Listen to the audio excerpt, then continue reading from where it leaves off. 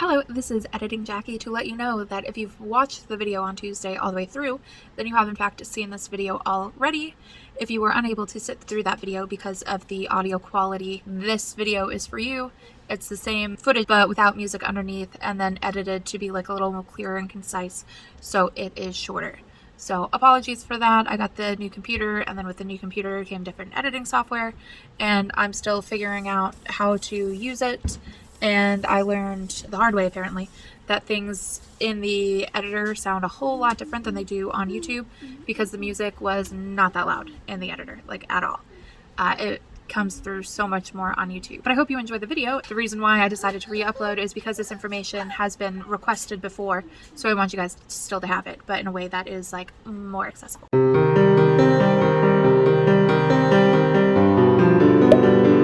Hello. First things up first, you might have noticed that I am not wearing my black wool and dress. I got about 2 weeks in and then laziness won over.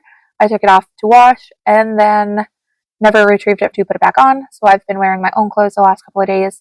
I mean, I guess that's my clothes too, but I've been wearing my other clothes for the last couple of days and I have not put it on yet. So I have to restart. They say with the 100-day challenge that you're allowed to be missing 5 pictures, as in I take that to mean you like forgot 5 different days to like take a picture. I don't think they mean you did not wear it for 5 straight days. So I am just going to restart and try to be a little more responsible, and when I wash it, go get it and put it back on like I had been doing. So that's the explanation for this outfit. And now in today's video, we are going to discuss how I price my crochet products to sell online and at markets. If you're looking for like a really technical video accounting for like every bit of material, stuffing, and safety eye, this video is not going to satisfy you. While I do take my business seriously, and it is my business, I'm like registered, like EIN number, small batch manufacturer, all of the things. I can collect sales tax in the state of Florida. I like to make things as simple as possible. And for me, it was much more stressful to try to measure exact amount per gram of yarn, stuffing, each individual safety eye, because the packs of safety eyes like different price to price. So then I was like, okay, well, was this set of safety eyes or was it this set of safety eyes? I don't remember. So I simplified things, and now I just set an hourly rate that I would like to make and then round that up a little bit to account for materials, and then round that up even more if it's something I'm selling online, because I have to account for like shipping materials, the box, the like crinkle paper in the box, paper and printer ink and things for like printing out the packing slips and all the things, and tape. And then I try to roll in shipping with my price. So the customer pays that, but they don't know they pay it because I register, or I like categorize it under free shipping on Etsy and through orders that I take on like social media and the thing. So the hourly rate that I like to shoot for is around $15 an hour. For my smaller items, I actually tend to make a little more because they are just made faster and I can like round up a little bit on that. And then my bigger items, I kind of round down a little bit. So what that means is my hourly rate that I like to aim for is 15. To account for materials, I usually add like $1 to that for 16, or as much as like $2 or $3 if it's something that I'm going to list online. So yeah, most of everything that I make for my markets, when I was tracking like every individual thing, the like cost of material wise was like $1, $2. So that's why I throw in that like extra $1, because that covers my material cost.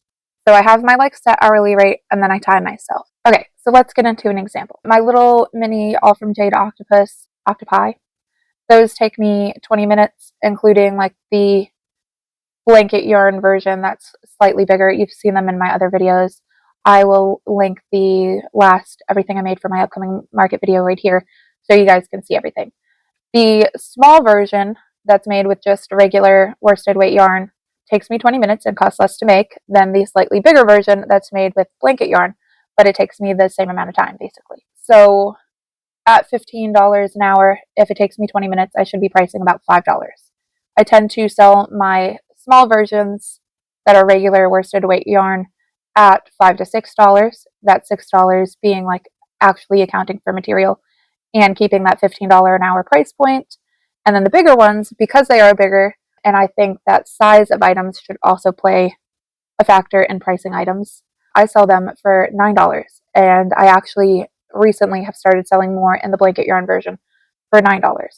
So as you can see, that's quite a bit over the $5 to $6 that I should be charging for. That's what I mean when I tend to make more money on smaller items.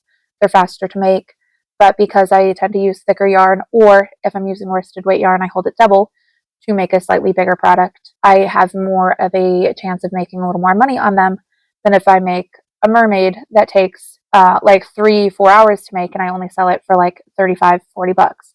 That brings my hourly rate quite a bit down, but I found, at least for me, that the like sweet spot is between $35 and $40 as like my high end priced items. So I do make a little less on those items, but I also sell them less because most people aim for the smaller items made with blanket yarn. Like my little fruits, those are really quick. Those are like 20-30 minutes. My little octos, those are 20-30 minutes. At least the pattern that I found that I stuck to. I had tried previously a couple different octo patterns, and my favorite one is an All From Jade, like baby octopus. I think it's her most recent like octo pattern, because she had a few variations, and I tried like all the different variations, and she just found ways to like make them faster and faster each time, which is why I think she like updates the pattern like every year or a couple of years. So just popping in here to do what I should be doing in other videos and say, if you're getting value from this video, please consider subscribing and hitting that like button down below. Thank you. When I have an hourly range I shoot for, I like keep that in mind, but I also factor in the size of the item. And then because I like to do baskets of my smaller items on the table to keep it in like pricing sections, I also take that into consideration. So I might make a little more on something or a little less on something depending on the size. Because the fruit's like the same size as the octos, I price them at $9 for like both things. And then I have these little like chicken ducks. There's like a chick and a duck that are like the same size as my Katie Being Creative frogs. I use her pattern and blanket yarn or parfait chunky, and they come out right about the same size. I price those all for $15, even though the frog pattern is a little faster than the chicken duck pattern, because I have to sew on the like beaks and stuff on the ducks, and like the wings are kind of crocheted on, I think. No, maybe it's the feet that are crocheted on, and then you sew on the wings. Either way, it's a little more work to do the chick pattern and the duck pattern, which are the same pattern, just a pattern modification. But because they're like right about the same size, I price them all the same price, and I make a little more on the frogs because they are simpler no-sew patterns than I do on the chick and the duck pattern. I hope that makes sense. Now, it's just how I do it. It might not work for you, but I think it keeps it relatively simple for the customer, because things have like price ranges rather than everything has its own individual price. And for most of the things, I keep them in their like section, because I have baskets for these smaller things that I place low. The smaller things that fit in baskets also happen to be my cheaper items, which I keep right at eye level to a child, which I swear by, helping you get sales. And then I keep my like more expensive stuff up higher, because adults tend to appreciate like the bigger things with more details a little more than they do like the smaller cutesy things.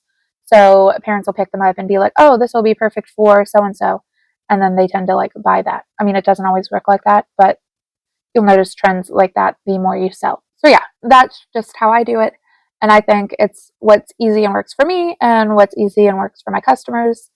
And now when I go to price online, it kind of works the same way. Now I won't be comparing it to my own items necessarily the way I do for selling at markets. I'll be comparing what I made to like the size of like competitors' items, because I want to be comparable. Now I might be comparable but a little higher, because I believe in pricing at like the top 10%. I never want to like undercut myself.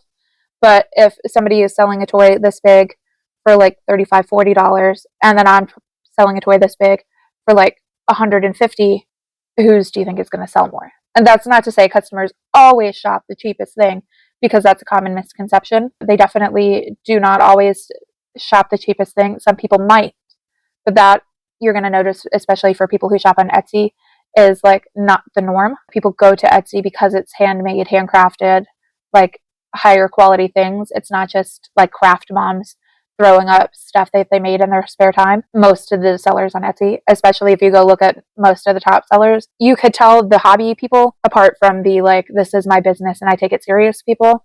And I tend to price in that group because, like, well, this is a hobby. I am actually out trying to make some money. I don't know that it's ever going to be like my full-time business. I have my writing job as my like full-time business, and that's a little more profitable. My longer articles, I can make $500-700 on one of them, whereas like selling a toy, so far I think the most I've sold a toy for, I don't remember exactly, but we were like hitting the like $100 range. But that was for something that was like a foot tall. That's pretty big in the land of crochet, especially considering it was made with worsted weight yarn. So that was a little bit of a labor of love. It was made for a friend, so I discounted as much as I could discount, but I am not going to give away things for free. I do make crochet gifts and occasionally give them away for free.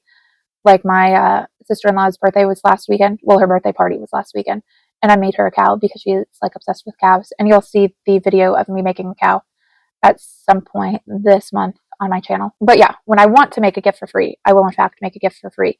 If someone comes to me wanting free stuff, typically the answer is no, but I will give you a discount because I like you. But also, like, I do this a lot for work, and sometimes the stuff you're asking me to make, I just don't want to make.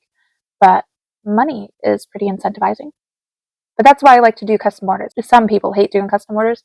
I like a challenge. I've made things that I never thought I would make or be interested in making. Like one of my favorite custom orders was the Titanic that I made for like a little 6-year-old kid. That was a really cool order, and I never had thought to make the Titanic. That's what this stuff was for, because I put it in the bottom of the ship to keep it flat.